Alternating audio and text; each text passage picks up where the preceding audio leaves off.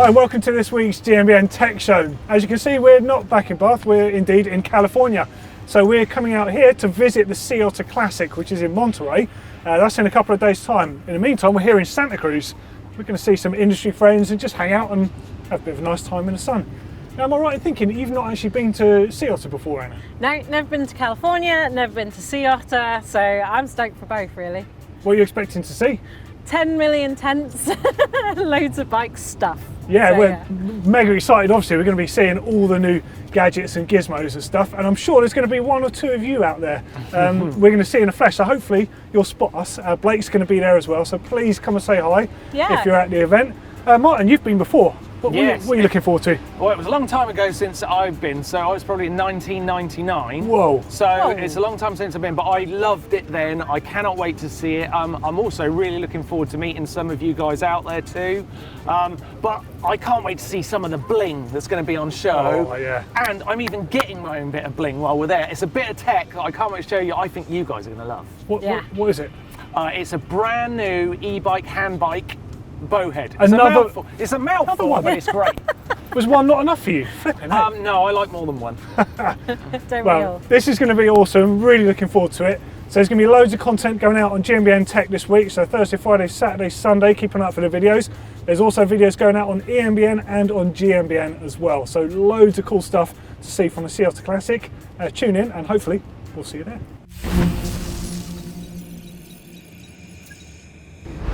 So into the news, and this week Fox have literally just released a gravel specific suspension fork, and it looks amazing. I'm loving it in that Fox orange. It looks like maybe that's my mountain bike roots coming out there, but basically you can get it in a 40mm or a 50mm travel options. It comes with a fit for and grip damper options as well. It's got a flat mount for 160mm or 180 rotor compatible discs. Max tyres is 7C and 50mm, but if you want to run fenders, which it's got integrated fender mounts, you'll be running a 45mm wide tyre. It comes with tapered steer tube and 45mm and 50mm offset options. Also an axle to crown of 435.5mm and 445.5mm. And they say that this is the lightest fork they've ever made, which comes in at 1,226 grams, which I can believe as they kind of have this little tapering system at the bottom. Kind of looks like a step cast, you said, that's just been shaved off. Yeah. And you've probably noticed the big difference is that rearward arch, which Fox say they could do because of the clearance on a gravel tyre. So it's got the rearward arch, and Fox say that locating the arch on the rear of the fork puts the arch at a lower point on the tyre, which allows them to reduce the amount of material they've used and also decrease the weight. So that's how they've got the lightest weight fork on the market. So that's quite a statement, isn't it? It is. The lightest fork ever. It is mega light. Yeah. Do you know what I love about it is, so the regular Fox shape that we all associate with is always fairly, I mean it will be tapered, but fairly straight. I love the way this tapers down to a point. So it reminds me, it looks a lot more like a regular fork, like a non-suspension fork. So it looks a little bit like a retro fork though. Yeah. They used to like sort of taper in, but I think it's quite fitting for the bike. Annoying rubbery. Yeah. Dare I say it, I've always been a bit of a gravel denier. This is the first gravel product I'm like, oh my god, it looked cool. You're a gravel skeptic, were you? I'm afraid maybe it changing. Yeah, it's nice. Okay, so what else we've got in news then? Right, so there's a new YT on the market. So this is a Jeff C, it's an uncaged edition, so limited edition. There's only 300 of these.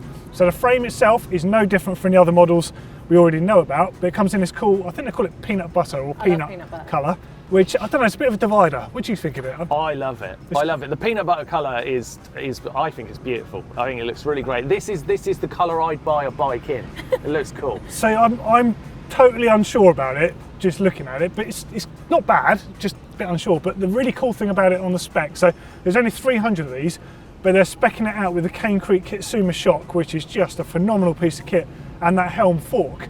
Now the helm fork, you've got to remember, something very cool about this is you can adjust the travel internally on this without any extra parts. So on both RockShox and Fox forks, you've got to change or upgrade the actual air tube on the inside, which means a strip down, but you have to further spend money to decrease or increase the travel. And also, if you want to change the air volume on the inside, you don't need to add or subtract spacers. It's got like an internal rod with a washer essentially that moves up and down the rod. So it's all included within the fork, and it's a hell of a fork. I just think the bike looks, it's an absolutely gorgeous looking thing. I think it looks great, it makes me hungry. Doesn't make me hungry, it makes me feel a bit like queasy. I love peanut I'm like butter. really not sure about it, I've got to say. As with all YT sizing, so the bike, this one is obviously 29-inch wheels, 150mm travel, and it will take up to 160 on the front, but obviously you can change that between 160 and 150 yourself on the fork. Size specific chainstays, so the small, medium, small, medium and large are 435, XL and double XL are 440. So good to see the chainstays growing proportionally. Head angle between 66 and 66.5 depending on the settings. Seat angle 77, 77.5, and then reach between 430 and 510. Of which nothing's changed really from the other editions of the YT. This is just a limited edition one. I think it's sick. I think it's a really nice looking bike. Yeah. Also, in the world of new bikes, Intense have launched a new Tracer 275. So this is a completely redesigned, re-engineered for 2022. It has 170 rear travel, and it's the mullet, so 29 up front, 650B in the rear. They've got a carbon frame with a carbon top swing link, the usual JS Enduro linkage, and threaded bottom bracket, ISCG 05 mounts as well. It comes in 4 sizes. Geometry, it has a flip chip, so geometry in the high setting will be a head angle of 64.5 degrees and a seat angle of 70.9 degrees.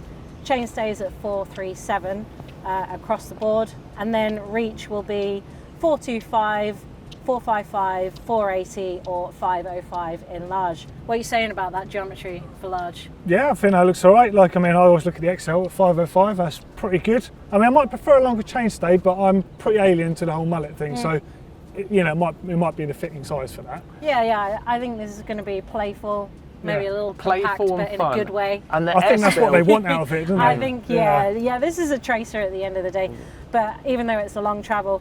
But then I want you to look at the S build, which comes in this stunning red colour with Olin suspension. And does that not say Intense to you? And I feel like if it's going to be red and Olin suspension, that's Intense really harking back to their motocross 100%, kind of love, isn't it? yeah. I think this is going to be a winner with all the Intense fans out there. So let us know down in the comments what you think of that one. Is this the only red bike you'd own, Doddy? Yeah, do you know what? Red isn't a not colour it looks cool. You on a red bike, but that's this like, one's- but the thing, there is a thing about it that doesn't scream me. It screams racer, doesn't it? Yes, Like, and it's it just does. like, it just looks fast, man. Yeah. Screams motocross Beautiful to me, looking and that's bike. in not a bad way. Man, I love that brand. They've always been cool. They've still got that thing. They've got it going on. Slightly edgier, riskier version of a Santa Cruz. Yeah. Kind of like having a Lamborghini over a Ferrari, I guess. Yeah, and I wonder where the whole sport would be without their bikes in the early days, because basically that's what everybody Everyone rode. rode the M1. Yeah. Yeah. Certainly in downhill, they were really For sure, progressive. Yeah, hell of a brand. Awesome stuff. Obviously, there's going to be loads more news popping up later this week when we actually get down to Sea Otter with all the cool new stuff. So stay tuned for that. Well, it's quiz time, and we're going to give you some questions based on a kind of location. Bit of a hint for you. So first question is, where did Santa Cruz Bikes get its name from? Seems obvious, but is it? That's a good one. That's a good one. I've got one too. Which bike company, which is named after a leggy bird, is also based here? I'm not a leggy bird, for sure. And the last one is, which Santa Cruz-based protection company invented the rock lock? We'll pick up the answers in a bit. So one of the reasons we like to call in to Santa Cruz on the way to Sea Otter is there's so many cool bike brands in the hills around here, including Giro helmets. So we're going to go inside and see what's new and just catch up with what's going on with the brand, because let's face it, they've been making amazing helmets for a long, long time.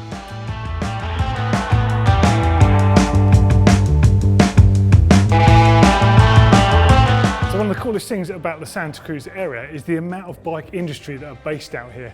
Now, one of the cooler brands here are Giro helmets. Now, you may well be familiar with the brand. They've been making helmets since the very beginning of cycling with helmets like this. So this is a Pro Light.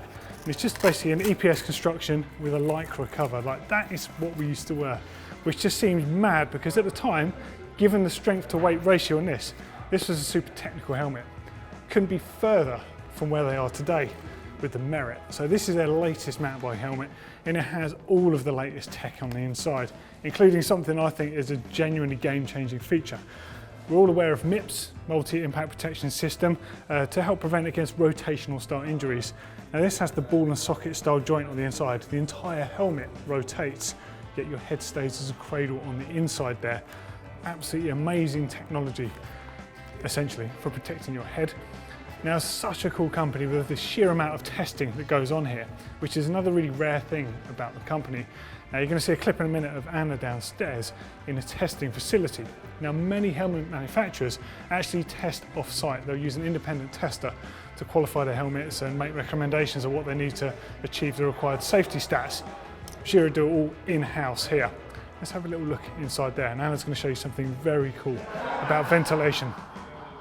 So I'm here at their internal testing facility, and that noise you can hear behind me, that's what's affectionately known as the Therminator here, which is basically a big old wind tunnel, but instead of aerodynamics, they mainly use it for thermodynamics. So basically the little model head inside can heat up to a temperature that they choose, and then they can run the fans so that it mimics the speed of a cyclist moving, and actually measure whether the helmet is hindering or helping with the cooling properties. And what's super fascinating is that what you think looks like a cool helmet might not actually be a cool helmet. It doesn't matter how many vents are in there or how big the vents are, the air acts differently when it hits into the helmet and comes out. So yeah, I would actually really like to put all my helmets in there and see if they're as cool as I think they are, because apparently you can be tricked into thinking they're cool and they're not actually helping. But yeah, what a fascinating bit of kit.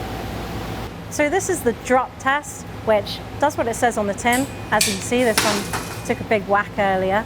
And it's one of 50 tests that they have here in this facility, just to make sure that all of their helmets exceed the standards that are required from their models. Okay, let's have some quiz answers then. First up, Anna, how about Santa Cruz bikes? How do they get their name? Well, you may be thinking it's location based. They are based in Santa Cruz, but actually it came from Santa Cruz boards, as in skateboards. So Rob Roskop, who is a professional skateboarder, decided he wanted to start up a mountain bike brand. So yeah, he pulled the name over to the bike brand. And that's it. Martyn, what about you and your leggy bird? Okay, so the leggy bird that is also based in Santa Cruz is Ibis. Of course, Ibis I bikes. actually didn't even know that, only learned it recently, so I'm fessing up. I actually thought Ibis was an ibex. I was getting confused. You thought it was a You goat? thought it was a Yeah. I thought it was a It's not. small goat. It's a bin chicken. Okay, oh, no. They really do not like that one. They do. Okay, last one was which Santa Cruz based company, a protection company, invented the rock clock. And that was Giro, or Giro, depending on where you're from and how you want to say it. Yeah, they invented it way back in the 90s at some point. Little clamp for the back of your head that most helmet manufacturers have a variety of that these days. Pretty cool tech, I think. And that's enough from us. We're going to head our way down to the Sea Otter Classic now to check out all the cool stuff. So let us know what you thought of the stuff in this week's show down there, and come and say hi if you're a Sea Otter. If not, see you later. See you soon.